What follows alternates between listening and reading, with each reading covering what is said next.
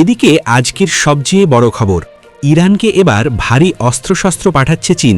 নেপথ্যে ইরানের শক্তি হতে পারে বেইজিং, থাকছে বিস্তারিত প্রতিবেদনে। যেহেতু ইরান বলছে যে তারা 6 মাস যুদ্ধ চালানোর মতো সক্ষমতা আছে, সুতরাং 6 মাসের রসদ তো লাগবে। সেই রসদ অবশ্যই ইরান নিজস্বভাবে তৈরি করতে পারবে না, সহযোগিতা লাগবে রাশিয়ার এবং চীনের।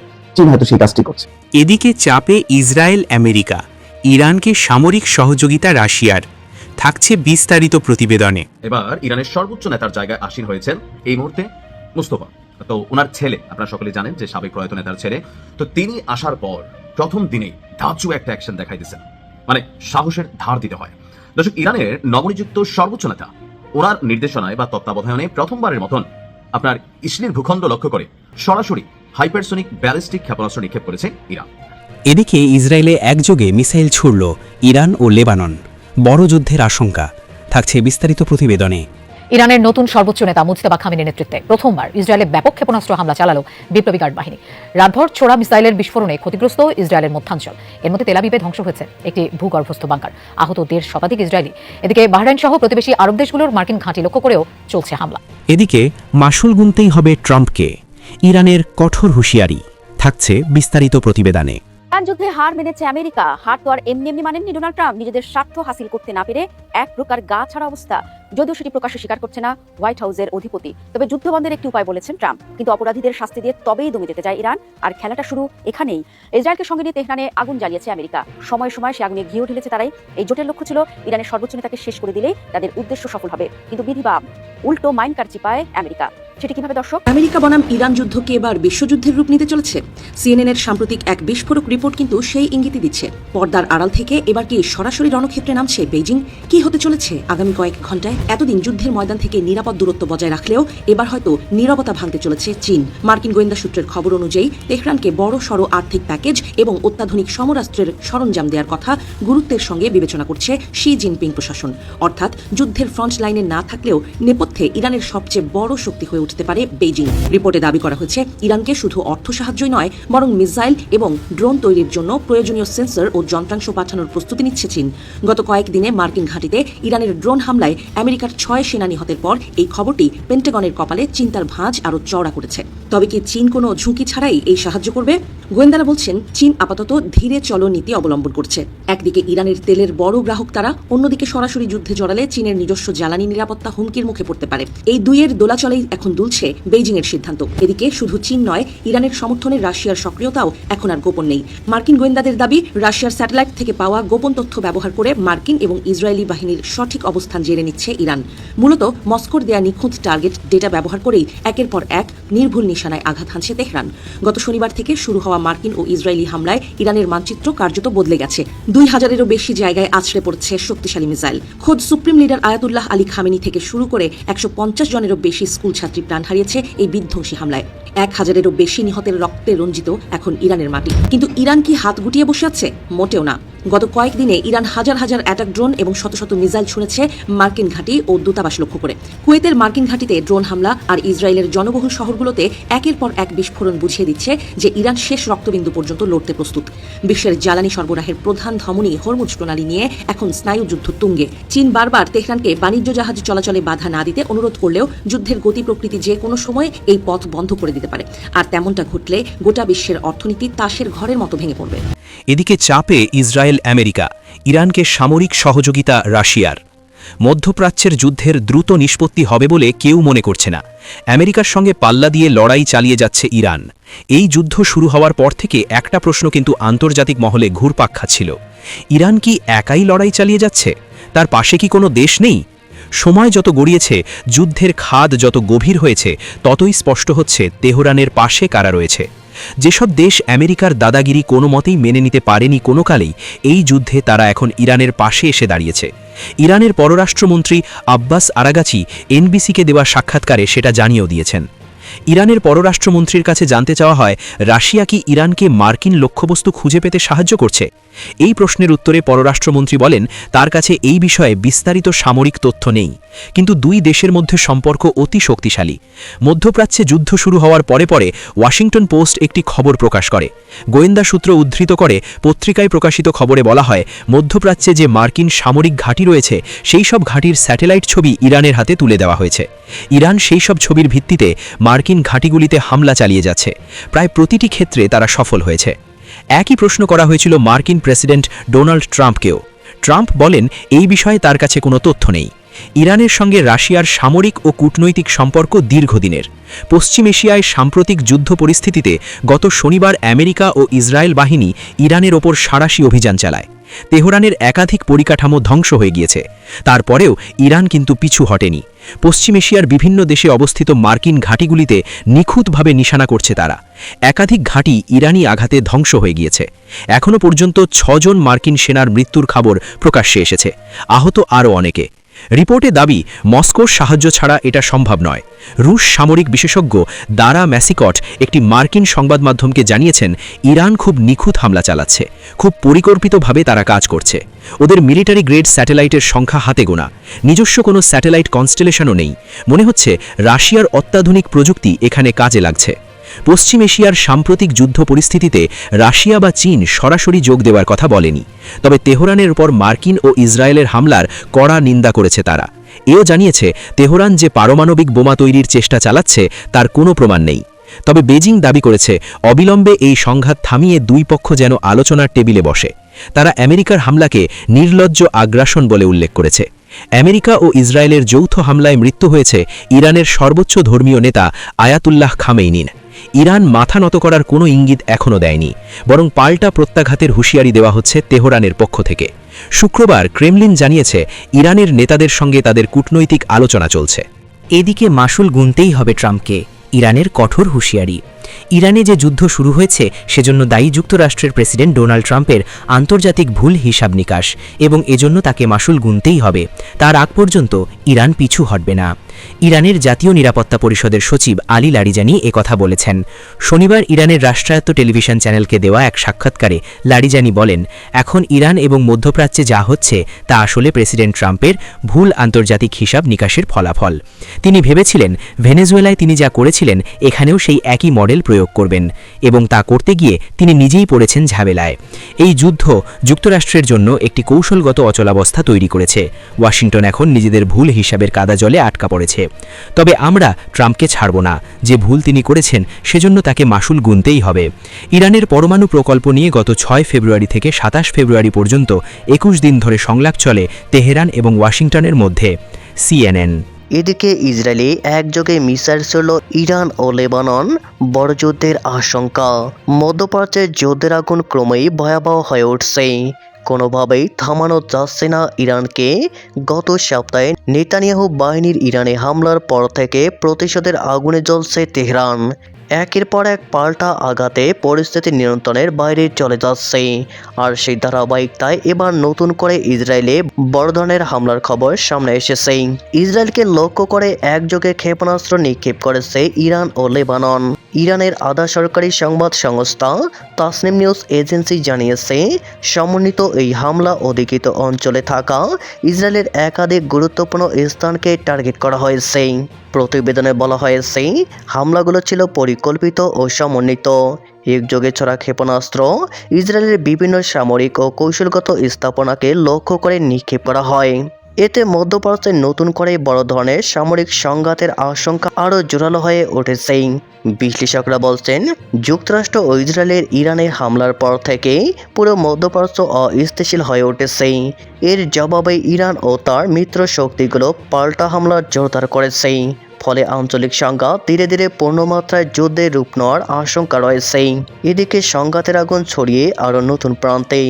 দক্ষিণ লেবানন থেকে রকেট হামলা চালিয়েছে দেশটির সশস্ত্র গোষ্ঠী। একের পর এক হামলায় মধ্যপ্রাচ্য পরিস্থিতি এখন চরম উত্তেজনাপূর্ণ। আর বিশ্বজুড়ে বাড়ছে যুদ্ধের সংখ্যা। যেহেতু ইরান বলছে যে তারা 6 মাস যুদ্ধ চালানোর মতো সক্ষমতা আছে, সুতরাং 6 মাসের রসদ তো লাগবে। সেই রসদ অবশ্যই ইরান নিজস্বভাবে তৈরি করতে পারবে না, সহযোগিতা লাগবে রাশিয়ার এবং চীনের। চীন হয়তো সেই কাজটি করছে। ইরান আমেরিকা এবং ইসরায়েলের সঙ্গে যে যুদ্ধ করছে, সেই যুদ্ধে ইরানকে সহযোগিতা করছে ইসরায়েলকে যেমন সহযোগিতা করছে চীন, ইরানকে কে করছে? আপাতত দৃষ্টিতে বড় কোনো শক্তি দেখা যাচ্ছে না, কিন্তু ভেতরে ভেতরে খবর প্রকাশ হয়েছে দুটি। একটি হচ্ছে যে রাশিয়া মধ্যপ্রাচ্যের যে স্পর্শকাতর জায়গাগুলো, আমেরিকার যে ঘাঁটিগুলো আছে, গোয়েন্দা কার্যালয় আছে, সমস্তগুলো একদম ঠিকানা, নিশানা, স্যাটেলাইট চিত্র সবগুলো ইরানের কাছে সরবরাহ করেছে রাশিয়ার গোয়েন্দারা। অন্যদিকে আজকে আরেকটা খবর সেটা প্রকাশ করেছে আনন্দবাজার পত্রিকা, চীনও সহযোগিতা করছে ক্ষেপণাস্ত্র তৈরির কাঁচামাল সরবরাহ করার মধ্য দিয়ে। তার মানে তলে তলে চীন এবং রাশিয়া কিন্তু বসে নেই, এবং যুদ্ধের তীব্রতা যত বাড়বে তত বেশি সহযোগিতা বাড়বে। কারণ ইরান পরাজিত হওয়ার মধ্য দিয়ে এক অর্থে চীন এবং রাশিয়ার শক্তিও কিন্তু সংকুচিত হলো। কারণ মধ্যপ্রাচ্যে শুধু আমেরিকা বা ইসরায়েলের স্বার্থ আছে বিষয়টা তা না, এখানে চীনের স্বার্থ আছে, রাশিয়ার স্বার্থ আছে। আন্তর্জাতিক প্রেক্ষাপট যদি বিবেচনা করা হয়, এই ধরনের যুদ্ধে যদি জয়ী হতে থাকে আমেরিকা এবং ইসরায়েল, তখন কিন্তু শক্তির ভারসাম্য নষ্ট হয় চীন এবং রাশিয়ার ক্ষেত্রে। তেমন একটি ঘটনা ঘটেছে। রাশিয়া জাহাজ দুটির নাম সাবদিশ এবং বার্জিন। সাবদিশে একসঙ্গে 6,500টি 20 ফুট লম্বা কন্টেনার বহন করা যায়, আর বার্জিন একবারে এমন 14,500টি কন্টেনার নিয়ে যেতে পারে। সম্প্রতি দক্ষিণ পূর্ব চীনের জুহাইয়ে গাউলান বন্দরে জাহাজ দুটি নোঙর করেছিল। চীন থেকে জলপথে ক্ষেপণাস্ত্র তৈরির কাঁচামাল নিয়ে যাচ্ছে ইরান, এমন একটা প্রশ্ন। উপগ্রহ চিত্র এবং অন্য তথ্য বিশ্লেষণ করে ওয়াশিংটন পোস্টের দাবি এমন সম্ভাবনাই বেশি। সম্প্রতি চীনের দক্ষিণ পূর্ব উপকূলে এক বন্দর থেকে রওনা দিয়েছে 2 ইরানি জাহাজ। সেগুলোতে ক্ষেপণাস্ত্রের জ্বালানি তৈরির জন্য প্রয়োজনীয় কাঁচামাল সোডিয়াম পারক্লোরেট থাকার সম্ভাবনাই প্রবল বলে দাবি করছে রিপোর্টটি। এই 2 জাহাজের বিরুদ্ধে আগে অভিযোগ করেছিল আমেরিকা। আমেরিকার দাবি, এই 2 জাহাজে করে ব্যালিস্টিক ক্ষেপণাস্ত্র তৈরির প্রয়োজনীয় সামগ্রী তেহরানে নিয়ে যাওয়া হয়। দুটি ইরানের সরকারি সংস্থা, Islamic Republic of Iran shipping লাইন্সের এই সংস্থার উপরে আমেরিকা, ব্রিটেন এবং ইউরোপীয় ইউনিয়নের নিষেধাজ্ঞা রয়েছে। এই সংস্থার 2 জাহাজই সম্প্রতি চীনা বন্দর থেকে ইরানের উদ্দেশ্যে রওনা দিয়েছে। জাহাজ দুটির নাম সাবদিশ এবং বার্জিন। সাবদিশে একসঙ্গে বিপুল পরিমাণ কন্টেনার, 20টা কন্টেনার করে দেয়। এখন যেটা প্রেক্ষাপট, হয়তো বিষয়টা সত্য, আবার এটা অপপ্রচার হতে পারে, কিন্তু যেহেতু ইরান বলছে যে তারা 6 মাস যুদ্ধ চালানোর মতো সক্ষমতা আছে, সুতরাং 6 মাসের রসদ তো লাগবে। সেই রসদ অবশ্যই ইরান নিজস্বভাবে তৈরি করতে পারবে না, সহযোগিতা লাগবে রাশিয়ার এবং চীনের। চীন হয়তো সেই কাজটি করছে। যদি বিষয়টা এখনো ইসরায়েল বা আমেরিকা আনুষ্ঠানিকভাবে কোনো প্রতিক্রিয়া দেখায়নি, কিন্তু যদি সত্য প্রমাণিত হয়, তাহলে এটা নিয়ে নিশ্চয়ই চীনের সঙ্গে একটা সম্পর্ক অবনতি হওয়ার আশঙ্কা আছে ইসরায়েল এবং মার্কিন যুক্তরাষ্ট্রের। ভারতের সর্বোচ্চ নেতা পুরো পশ্চিমা বিশ্বকে হাতের অঙ্গুলির উপরে নাচাচ্ছিলেন। তিনি শাহাদাত গ্রহণ করেছেন, বাট বীরত্বের একটা মৃত্যুর স্বাদ তিনি গ্রহণ করেছেন। তো নতুন যিনি এবার ইরানের সর্বোচ্চ নেতার জায়গায় আসীন হয়েছেন এই মুহূর্তে, মুস্তফা। তো ওনার ছেলে, আপনারা সকলে জানেন যে সাবেক প্রয়াত নেতার ছেলে। তো তিনি আসার পর প্রথম দিনেই ধাঁচু একটা অ্যাকশন দেখাই দিচ্ছেন, মানে সাহসের ধার দিতে হয়। দর্শক, ইরানের নবনিযুক্ত সর্বোচ্চ নেতা, ওনার নির্দেশনায় বা তত্ত্বাবধানে প্রথমবারের মতন আপনার ইসলির ভূখণ্ড লক্ষ্য করে সরাসরি হাইপারসোনিক ব্যালিস্টিক ক্ষেপণাস্ত্র নিক্ষেপ করেছে ইরান। আর এই হামলা চালানো হয়েছে, নিশ্চিত করেছে আপনার ইরানের রাষ্ট্রীয় গণমাধ্যম। সর্বোচ্চ নেতার উত্তরসূরি হিসাবে প্রয়াত নতুন যিনি বসলেন, অর্থাৎ তার ছেলে, এটাই তার শাসনামলে অথবা তার নেতৃত্বে ইসলির বিরুদ্ধে তেহরানের প্রথম বড় ধরনের সামরিক পদক্ষেপ। এই অভিযানের মধ্য দিয়ে মধ্যপ্রাচ্যের চলমান উত্তেজনা এক নতুন এবং ভয়ঙ্কর মোড় নিল বলে মনে করছেন আন্তর্জাতিক রাজনৈতিক বিশ্লেষকরা।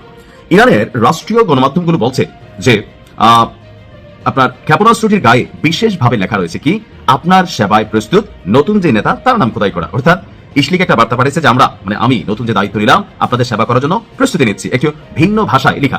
এই বার্তার মাধ্যমে মূলত নতুন নেতার প্রতি সশস্ত্র বাহিনীর আনুগত্য এবং তার অধীনে ইসলি বিরোধী কঠিন সামরিক অবস্থানেরও আরেকটা বহিঃপ্রকাশ পেয়েছে।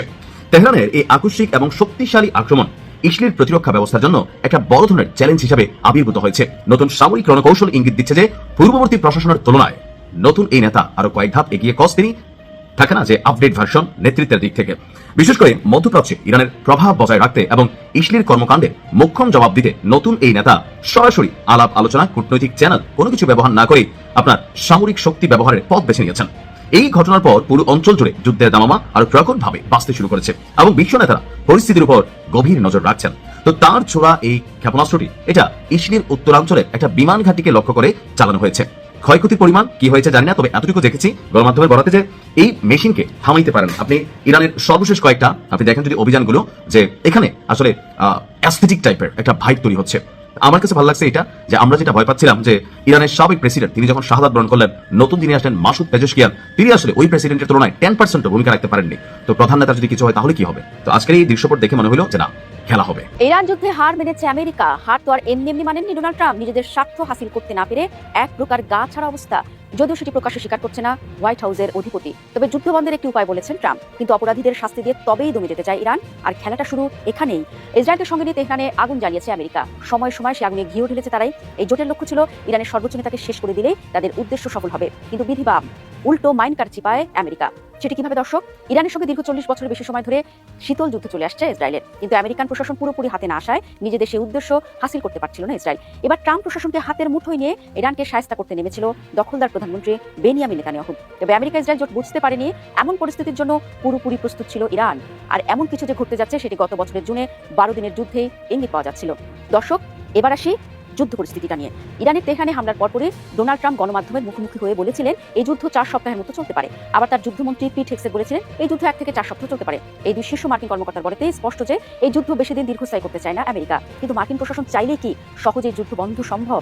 আর সম্ভব হলেও কি কলঙ্কের দাগ মুছবে? আবার আরেকটি বিষয় ভুলে গেলে চলবে না দর্শক, খোদ ইসরায়েলি প্রধানমন্ত্রী নেতানিয়াহুই চায় না এই যুদ্ধ কিছুতেই বন্ধ হোক। অন্তত সম্প্রতি তার মন্তব্য এমনটি বলছে, কারণ তাদের মূল লক্ষ্য ছিল ইরানকে অস্থিতিশীল করে দেশের সরকার বদলানো। তা কিন্তু হয়নি। টালমাটাল পরিস্থিতিতেও ইরান তাদের সর্বোচ্চ নেতাকে নির্বাচন করেছে এবং বিপ্লবী সরকারের যাত্রা অব্যাহত রেখেছে। দ্বিতীয়ত, আমেরিকা ভেবেছিল ইরানের সর্বোচ্চ নেতা শেষ হলে তারা দমে যাবে কিংবা আত্মসমর্পণ করবে, কিন্তু তা না হয়ে উল্টো মধ্যপ্রাচ্যে থাকা আমেরিকান হেজিমনি মানে আধিপত্যকে চ্যালেঞ্জের মুখে ফেলে দিয়েছে। মধ্যপ্রাচ্যে থাকা একের পর এক আমেরিকান ঘাঁটিতে হামলা করে ইরান শক্ত বার্তা দিয়েছে। এত ক্ষয়ক্ষতির পরও ইরানকে নিজেদের সামনে মাথা নত করাতে না পেরে যুদ্ধবন্ধের একটি ইঙ্গিত দিয়েছেন খোদ মার্কিন প্রেসিডেন্ট ডোনাল্ড ট্রাম্প। এমন মন্তব্য তার সহজেই করেনি তিনি। তাহলে কেন করেছেন? ইরান যুদ্ধের প্রথম 100 ঘন্টায় ইসরায়েলের ব্যয় হয়েছে $3.7 বিলিয়ন, বাংলাদেশি মুদ্রায় যা 370 কোটি টাকা। এর বাইরে যুদ্ধে প্রতিদিন প্রায় 190 মিলিয়ন থেকে $1 মিলিয়ন পর্যন্ত ব্যয় হচ্ছে। কারি অর্থ ব্যয়ের কারণ হচ্ছে টমাহক ক্রুজ মিসাইল। প্রতিটি মিসাইলের মূল্য $2 মিলিয়ন। এছাড়া প্যাট্রিয়ট ইন্টারসেপ্টর প্রতিটি $4 মিলিয়ন এবং থার্ড মিসাইলের মূল্য প্রতিটি প্রায় $12 মিলিয়ন। এসব অত্যাধুনিক ও ব্যয়বহুল অস্ত্র ব্যবহারের কারণে প্রতিদিনই বড় আর্থিক ক্ষতির মুখে পড়ছে আমেরিকা। দর্শক, বড় খবর হচ্ছে চলমান যুদ্ধের মধ্যে জর্ডানে থাকা থার্ড মিসাইল পরিচালনাকারী $300 মিলিয়ন রাডার ধ্বংস করেছে ইরান। এটিও আমেরিকার জন্য বড় একটি ধাক্কা। এদিকে ইরান যুদ্ধের কারণে অঞ্চলে 50,000 বেশি সেনা এবং 200 বেশি বিমান মোতায়েন করেছে মার্কিন প্রশাসন। অপরিকল্পিত বিপুল ব্যয়ের কারণে পেন্টাগনকে শীঘ্রই অতিরিক্ত তহবিলের জন্য কংগ্রেসের কাছে আবেদন করতে হতে পারে, আর সেখানে ট্রাম্প থমকে যেতে পারেন। টাইমস অফ ইসরায়েলকে দেওয়া সাক্ষাৎকারে ডোনাল্ড ট্রাম্প বলছেন ইরানের সঙ্গে যুদ্ধ শেষ করার সিদ্ধান্ত তিনি ইসরায়েলের প্রধানমন্ত্রী বেনিয়ামিন নেতানিয়াহুর সঙ্গে যৌথভাবে নেবেন। আবার এই বিষয়ে তাদের দুজনের মধ্যে কথাবার্তাও চলছে। সঠিক সময় তিনি একটি সিদ্ধান্ত নেবেন। তবে প্রতিশোধের আগুনে জ্বলতে থাকা ইরান কি আমেরিকা ইসরায়েলের সিদ্ধান্ত সহজে মেনে নেবে? এমনটি ভাবলে ভুলই করবেন দর্শক। সর্বোচ্চ নেতার অনুপস্থিতিতে ইরানের পার্লামেন্টের স্পিকার মোহাম্মদ বাকের কালিবাফ বলেছেন দখলদার ইসরায়েল ও যুক্তরাষ্ট্রের বিরুদ্ধে চলমান যুদ্ধে তারা কোনো যুদ্ধবিরতি চাইছেন না। ইরানের উপর আগ্রাসন ও হামলাকারীদের অবশ্যই শাস্তি পেতে হবে। তার মানে কি দাঁড়ালো জানেন? এই যুদ্ধ আরো দীর্ঘায়িত করতে চায় ইরান, কিন্তু আমেরিকা ইসরায়েল সে পথে হাঁটতে চায় না। কারণ যুদ্ধ দীর্ঘস্থায়ী হলে লোকসান ট্রাম্প নেতানিয়াহুই। সবকিছু মিলিয়ে বলাই যায় যে এই যুদ্ধে এখন পর্যন্ত এগিয়ে ইরান, আর যুদ্ধ দীর্ঘস্থায়ী হবে ইরান ততটাই এগিয়ে যাবে। শেষ পর্যন্ত এই দ্রোহের আগুন কতদূর এগোয় দর্শক, সেটি এখন দেখার বিষয়। সবকিছু মিলিয়ে বলাই যায় এই যুদ্ধে এখন পর্যন্ত এগিয়ে ইরান, আর যুদ্ধ যত দীর্ঘস্থায়ী হবে ইরান ততটাই এগিয়ে যাবে। শেষ পর্যন্ত এই দ্রোহের আগুন কতদূর এগোয় দর্শক, সেটি এখন দেখার বিষয়।